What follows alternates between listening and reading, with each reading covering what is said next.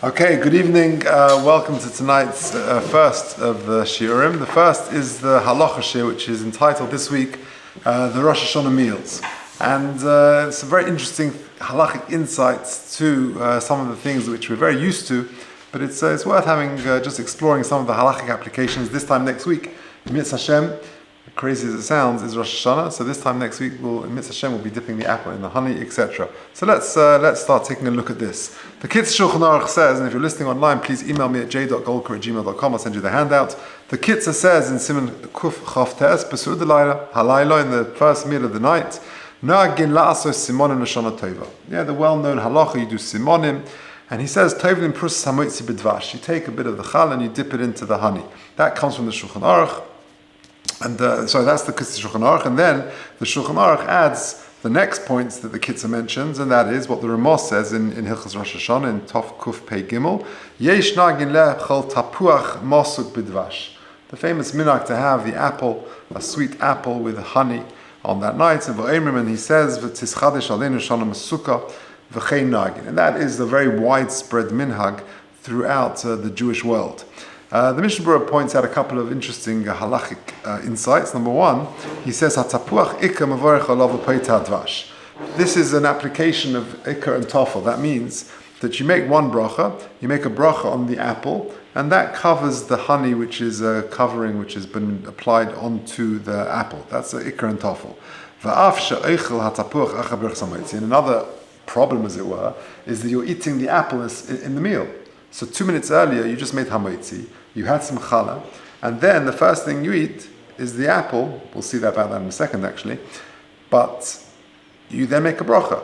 Now, you don't make a bracha on your gefilte fish on Friday night, or on the chicken soup, because anything which is part of a meal, you made hamoitzi, that covers all the food. So how come you're making a bracha on the apple? So he just notes, the Mishnah Berurah just notes that you do make a bracha, even though it's after birchas hamoitzi. Mikol makom tzarech levarich olav v'yeshnach and litabel hamoitzi b'dvash. Okay, so and there are different reasons, justifications for it. Number one, I suppose, just like fruit during the meal requires its own bracha. We've discussed, the various halachas of desserts in the past. Generally speaking, you do make a bracha on desserts. Okay, it's a big sugya. But certainly for fruit, there are strong grounds to make, and here as well. And also, this is not really considered part of the meal. This is separate to the meal, and therefore it requires its own bracha. Now,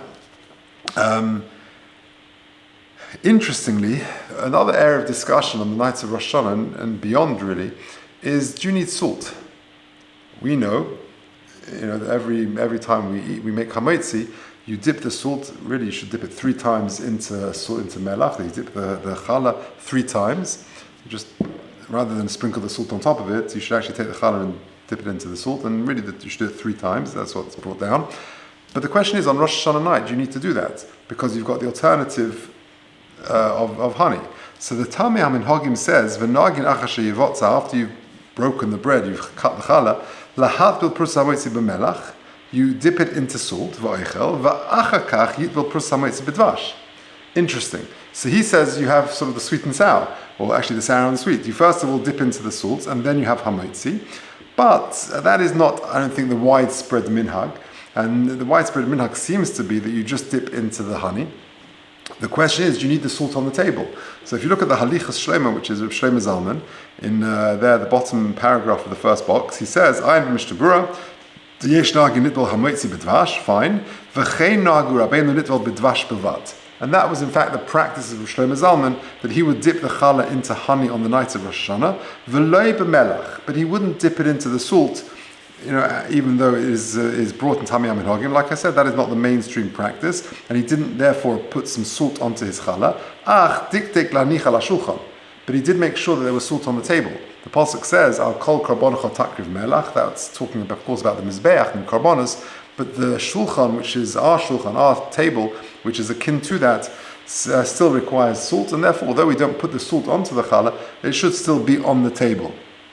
And his practice was to do that. Interestingly, to dip the challah into the honey when?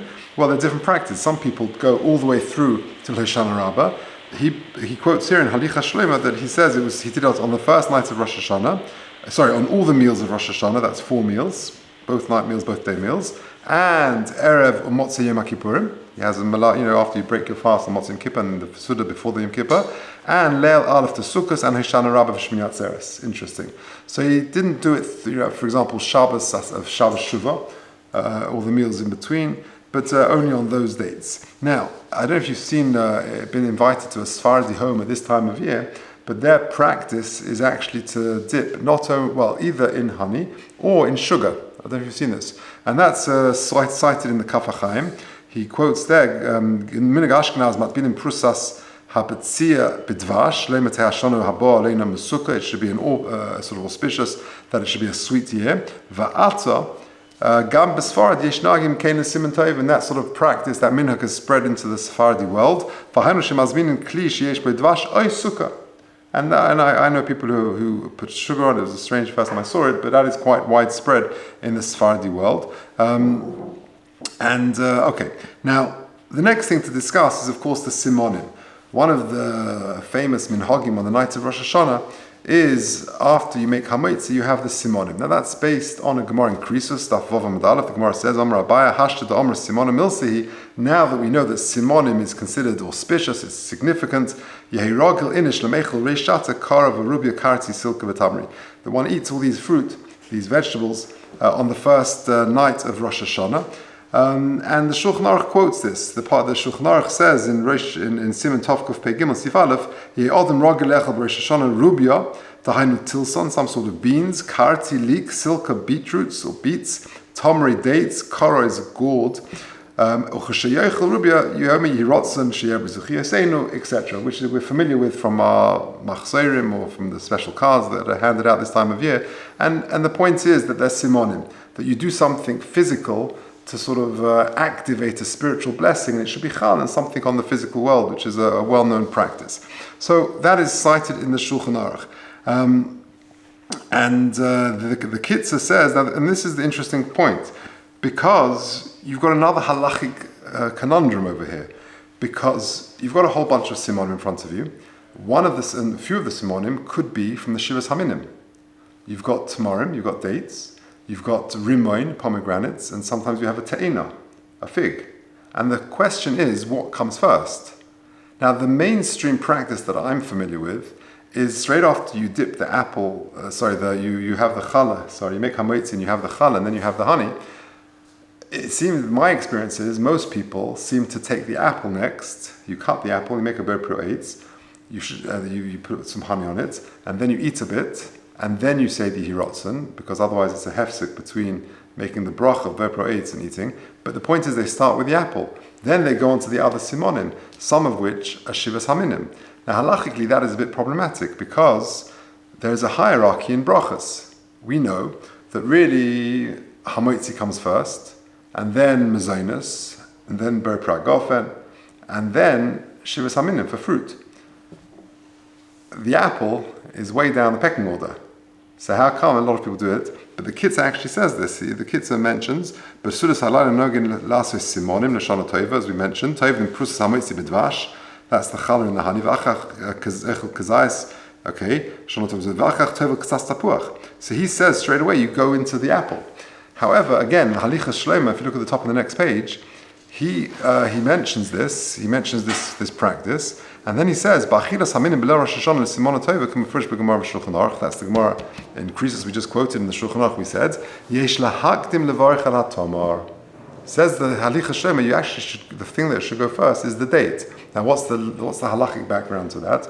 Because we know the rule is, it's based on the pasuk, Eretz chita osaira, gefen te'in of rimon, Eretz ze shemen udvash. And the rule is, whichever of those items listed is closest to the word Eretz comes first. So Eretz Chita Osaira, Gefen, which is wine, but that means it's referring to grapes, is actually 3 away from Eretz. But then it carries on the next half of the pasuk, Eretz Zeis Shemen, which is olive oil, Udvash, which is date honey. So Dvash is actually 2 away from Eretz. But it's further. Eretz, it's further away. So really, the hierarchy is, if it's a good way to test the son-in-law, right? Yeah, one of the ways they do want to make it too, obvious. So you put some fruit out and you invite them to come and sit and have some fruit, And you see what he does. If he goes for really, you want to see him, hopefully he will take the tamar first. Right? He'll take the date first because that's the order. That comes before the grape. And there's a hierarchy. So says Rav Shlomo Zalman, therefore, based on this, from a halachic point of view, the tamar should come first. Or next in line is the rimoin, the pomegranate. That's one of the simonim often used. Before the other things that are put on the simon plate. And then in the ha'ara of Halicha Shlema he says, right, and not like a lot of people do, that they make it on the apple first. Hatavu b'dvash is kiru hapoiskim, we mentioned. The bizmaneinu she'eichen gam tmorim vada yesh lagdim and zechila. So it's very explicit. In the ha'ara that he says, it's really one should make it on the tamar first. So Kamoshe Hea Gon Rabbi Yosef Chaim Sonnenfeld. Fine. Now, so what happens if this is the age-old minhag, and maybe there are parents there, they've always seen this, or children learn this, and they don't want to upset their parents. Is there an eitzah if you want to stick to your minhag and have the apple first? So he says, you don't want to deviate from an old practice that you've always had the apple first. I'll give you an eitzah. What you do is, make hamotzi, have the challah with honey, then have your apple, as is your practice, and just make sure you don't put the other simonim on the table, because that's when you've got a problem. Keep them elsewhere in the kitchen or something, then bring them out to the table, and that overcomes the problem. That's the suggestion of Rosh Shlomo Zalman in the Ha'ara. Okay, and by the way, the Kaf HaChaim, if you're worried about that practice, the Kaf HaChaim actually does mention, we ask our question, how can we do the tapuach, the apple, before the tamarim? He says, it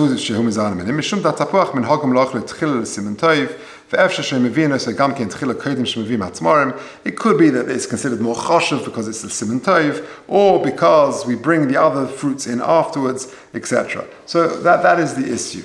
Okay, another issue that comes up, often discussed this time of year, is when do you have the simonim? Is it first night only, or is it both nights? So there are different practices. I think the more mainstream one is just to have it on the first night, but sometimes people have it on the second night as well. And I saw something fascinating in the Talmud HaMinhagim. He says over there, this is paragraph number 5, in the drasha for Rosh Hashanah, he writes, he brings a very geschmack araya. The Gemara says in Krisus, that hashta the Amr Simona Milsi, now that Simona are considered important, you should have them when? Reish Shata, at the beginning of the year. It doesn't say Reish Hashana. Reish Shata means the beginning of the year, which suggests the first night only. Rosh Hashana would suggest both nights. In Israel, you keep 2 nights, of course, 2 days of Rosh Hashanah. This year, everyone this year it's Thursday, Friday, Shabbos for everybody.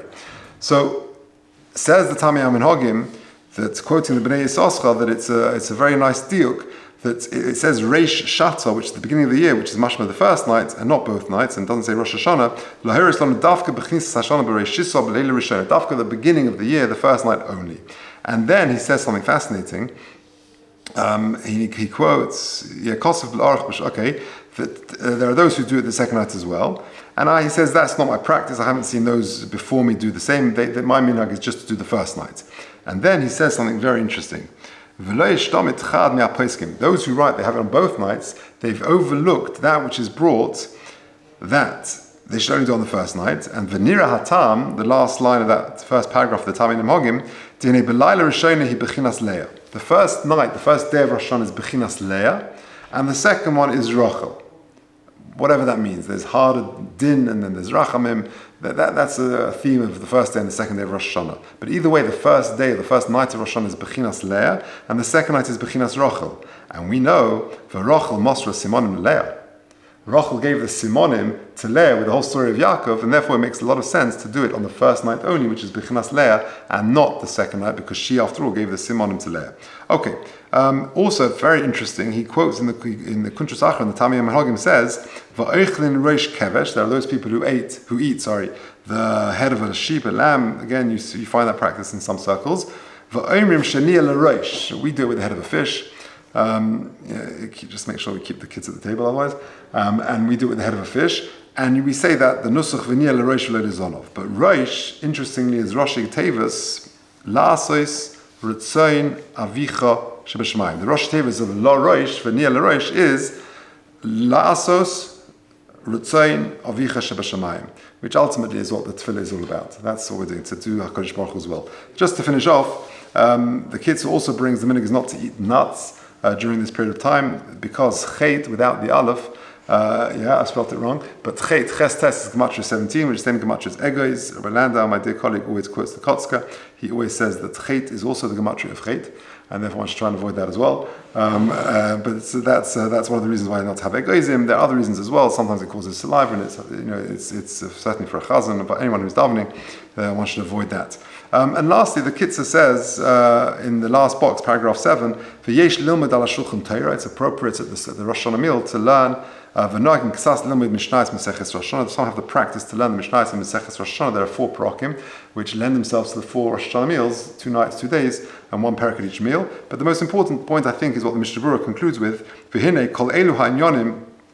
All of the above, oisin hakol l'siman tov. So everything we've seen tonight. Where, starting with whether it's salt, whether it's honey. So, like I said, the minhag is to have honey as a siman tov, that it should be a sweet year, and to have the apple, sweet apple, it should also be a portent for good things, and to keep the salt on the table, although some people say to actually dip it in the salt, or sugar according to Sephardi practice, and to have all the simonim based on the Gemara and Krisus, like we've discussed. But most importantly, says the Mishnah Berurah, although you do all of these things, the siman tov, lochein pshita, it's obvious. Sheyizahem ma'od shelo yichos b'yomim ha'elu. In this time, in the Aseret Tshuva particularly, and Rosh Hashanah, one should be very careful to avoid getting angry. Milvad goydel ha'issa, aside from the terrible issa of getting angry, kadesh yeh siman tov. After all, you're doing things for a good portent of things to come. And therefore, one should try and the meal should be pleasant, and the person shouldn't get angry. Rak yeh somech liboy batuach b'Hashem imat tshuva v'ma'asim tovim. So that's an important sort of guideline, as it were, from the Mishnah Berurah. I remember one time that what I always often think about at this time of year is I had the privilege of eating with Rabbi Chanach in yeshiva on the night of Rosh Hashanah, and I remember he described Rosh Hashanah, the meal, the actual tone of the meal. He gave the following mashal. He said, imagine you're a pianist, and all of a sudden you get a call that they've got a massive event. There's in the Royal Albert Hall, 2,000 people, and it's being live streamed to millions of people. And the concert pianist is just pulled out, and it's the morning of, and we need you. We heard your grade 8 in piano, and we need you. Could you fill in? And you say okay. And then, how do you feel that afternoon? You're practicing. You're petrified, but you're excited, because this is a chance of a lifetime. So it's the combination of the nervousness and being petrified, and yet being excited, which I think is the duality of that is the appropriate sort of feeling for the Rosh Hashanah meal. Okay, so that's just some pointers regarding the meals of Rosh Hashanah.